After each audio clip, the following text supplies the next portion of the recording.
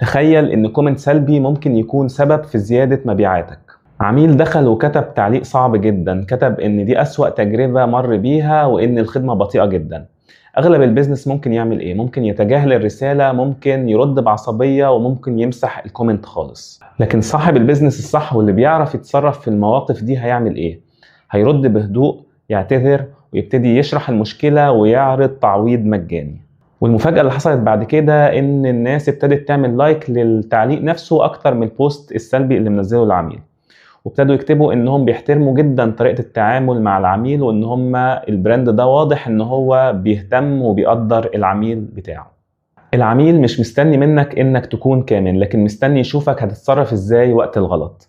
واحيانا رد ذكي على تعليق سلبي ممكن يكون اقوى من 10 اعلانات مدفوعة. والسؤال ليك دلوقتي، لو حد من العملاء عندك كتب تعليق سلبي في البوست اللي انت منزله، هتتصرف ازاي؟ وهل ردك هيقوي البراند ولا هيضعفه؟ ولو عجبك الفيديو دوس لايك وسبسكرايب، وقابلكوا الفيديو الجاي، وخليك دايما سابق بخطوة.